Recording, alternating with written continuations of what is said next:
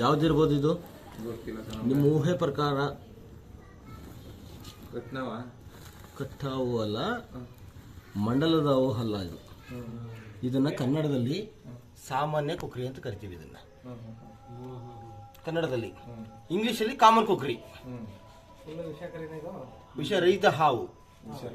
ಮೈ ಮೇಲೆ ಈ ಅಡ್ಗೆರೆ ನೋಡಿ ಕೆಲವು ಜನ ತಪ್ಪಾಗಿ ತಿಳಿತಾರೆ, ಇದು ಕಟ್ಟಾವು ಅಂತ ಹೇಳಿ. ಇದ್ರಲ್ಲಿ ವಿಷಾನೇ ಇರಲ್ಲ ಪಾಪ. ಸಾಕು ನೋಡಿ. ಇನ್ನು ಎಷ್ಟು ಹತ್ರ ಹೋಗ್ಲಿ ನಾನು ಇದಕ್ಕಿಂತ ಮುಂಚೆನೆ ಅದಕ್ಕೆ ನಿಮಗೆ ಅದ್ರ ಡೀಟೇಲ್ ಹೇಳ್ತಾ ಇರೋದು. ನಿಮಗೆ ಝೂಮ್ ಮಾಡಲ್ಲ ನಾನು, ಹತ್ರ ಹೋಗ್ಬೇಕಾದ್ರೆ ವಿಡಿಯೋ ಮಾಡ್ತೀನಿ. ಝೂಮ್ ಮಾಡಿದ್ರೆ ಬ್ಲರ್ ಕಾಣುತ್ತೆ.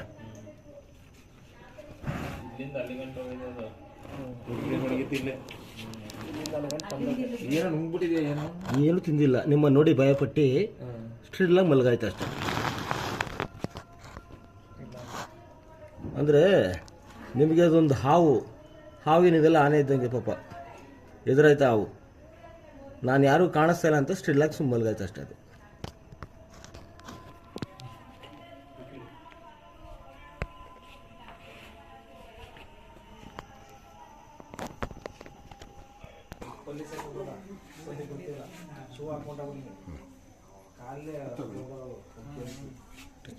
ಟಚ್ ಮಾಡ್ತಾ ಇದ್ರೆ ಆಗಲ್ಲ, ಟಚ್ ಮಾಡ್ತಾರೆ. ಹಿಡಿತೀನಿ ಹತ್ರ ಬಾ.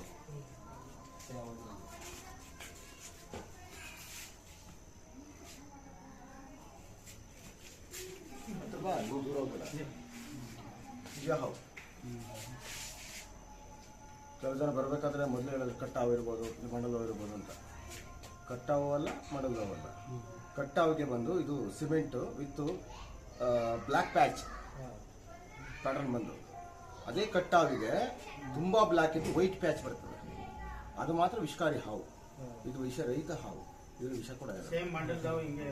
ಮಂಡಲ್ ಹಾವು ಈ ತರ ಬರಲ್ಲ. ಮಂಡಲ್ ಹಾವು ಬಂದು ನಿಮಗೆ ಮೈ ಮೇಲೆ ಅಡ್ಡಗೆರೆ ಬರಲ್ಲ, ಬಾದಾಮಿ ಹಾಕಿದ್ರೆ ರೌಂಡ್ ರೌಂಡ್ ಬರ್ತದೆ. ಅರ್ಥ ಆಯ್ತಾ? ಇಷ್ಟು ಉದ್ದನು ಬೆಳೆಯಲ್ಲ, ಇಷ್ಟು ಗಾತ್ರದಲ್ಲಿ ಅದು ತುಂಬಾ ತೀರ ಚಿಕ್ಕದಾಗಿರ್ತದೆ.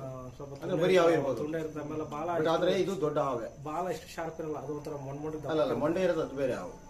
ಸ್ಟ್ಯಾಂಡ್ ಬಾವ್ ಅಂತ ಕರಿತೀವಿ, ಅದು ಬೇರೆ ಮಣ್ಣು ಹಾವು ಅದು. ಆದ್ರೆ ಮಂಡಲ ಹಾವು ಬರಬೇಕಾದ್ರೆ ಇಷ್ಟು ಉದ್ದ ಬೆಳೆಯಲ್ಲ. ಇದು ದೊಡ್ಡ ಹಾವು, ಚಿಕ್ಕ ಹಾವಲ್ಲ ಇದು.